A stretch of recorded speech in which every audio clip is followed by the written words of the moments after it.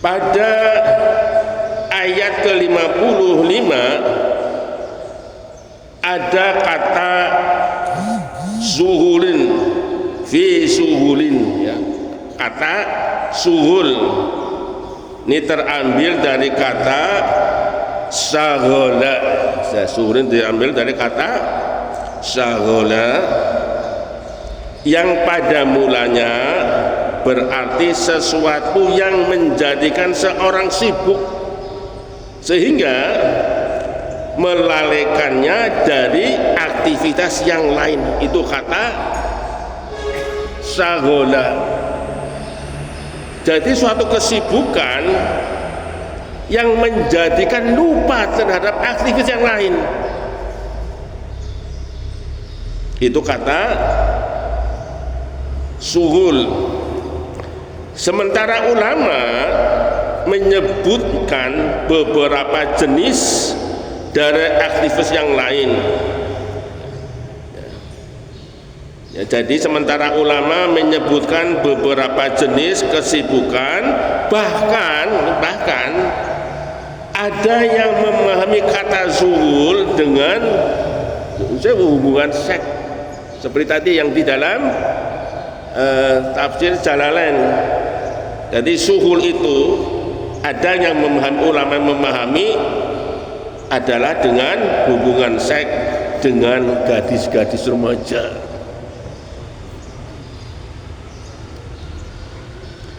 Nah, begitu dalam tafsir Al-Qurtubi juga demikian, menyebutkan demikian. Pendapat ini menurut penulis tafsir ini kurang tepat. Menurut tafsir Al-Misbah kurang tepat kalau suhul hanya dimaknai dengan hubungan itu tadi, hubungan seks. Karena ayat ini tidak menetapkan satu aktivitas tertentu, tidak menyebutkan satu aktivitas tertentu pada ayat ini. Apalagi dengan menyatakan sebagai hubungan seks, seakan-akan kenikmatan hanya terbatas pada penyaluran nafsu seksual. Itu kalau kata suhul dimaknai adalah hubungan seks. Padahal di dalam ayat ini tidak menentukan satu aktivitas, tidak pada fokus pada satu aktivitas. Disebutnya adalah dalam keadaan sibuk, kesibukan karena begitu yang menyenangkan sehingga melupakan aktivitas yang lain. Kemudian ada kata fakihun, suhulin fakihun, fi suhulin fakihun. Nah, kata fakihun terambil dari kata fakihah. Dari kata fakihah yang berarti pembicaraan yang menyenangkan, ngobrol tapi menyenangkan. Atau katakanlah sendaguro, luwehan. Dari akar kata yang sama lahir kata fakihah. Nah, ini dalam ayat 57 ada kalimat lahum fiha fakihatun. Jadi dari kata fakihun yang terambil dari akar kata fakihah lahir kalimat atau kata fakihah yang berarti buah. Nah, pada ayat 57 ini fakihah dimaknai dengan buah. Nah, agaknya karena cengkerama itu apa, guys? Bersengkrama lah ya, bapak ibu dengan anak bersengkrama, ngobrol sama istri seperti itu namanya bersengkrama. Dan sendaguro terasa lebih nikmat, jika disertai dengan makanan kecil dan buah-buahan segar. Ngobrol, ngopi, banyak makannya seneng. Nah itu keadaannya, penggambarannya demikian.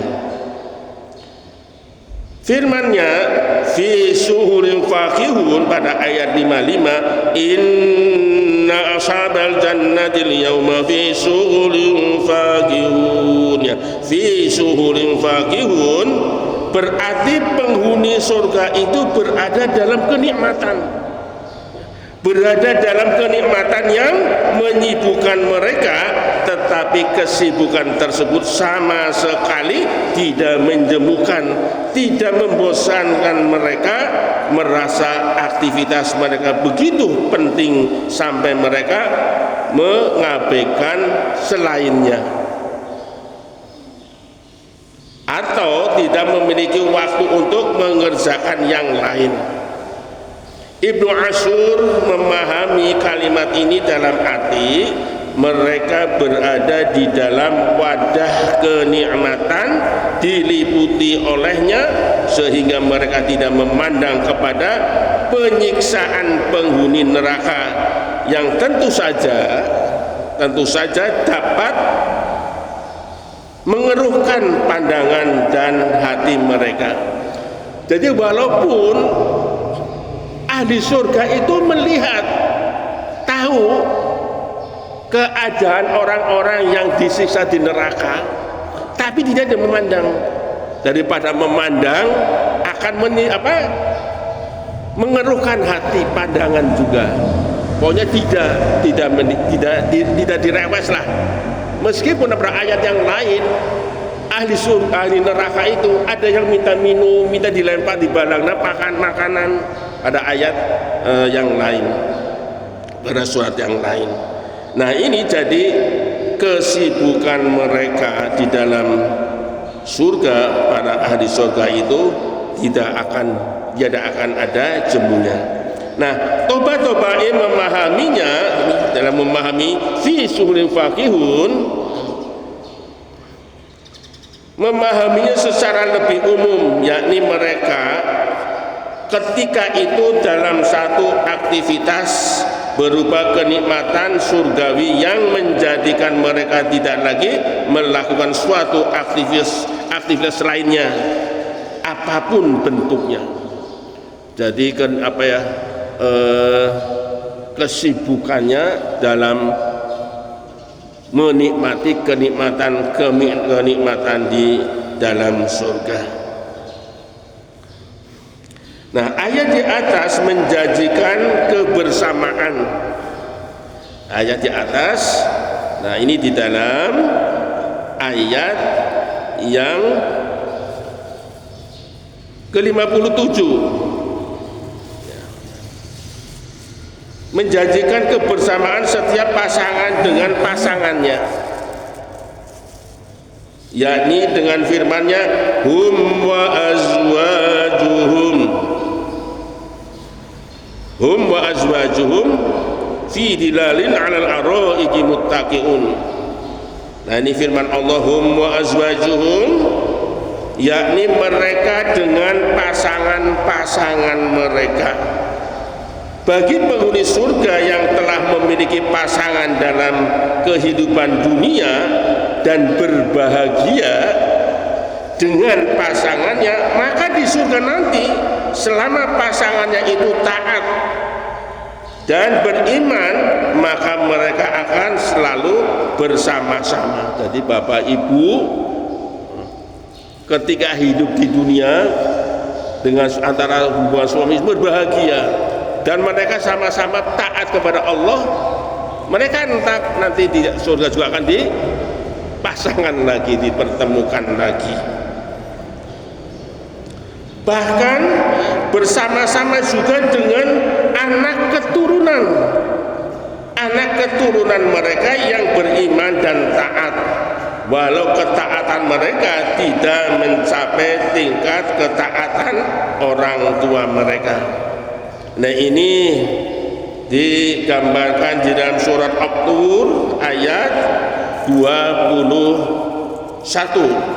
Allah SWT berfirman, a'udzu billahi minasy syaithanir rajim, walladzina amanu wattaba'athum dzurriyyatuhum biimanin alhaqna bihim dzurriyyatahum wa ma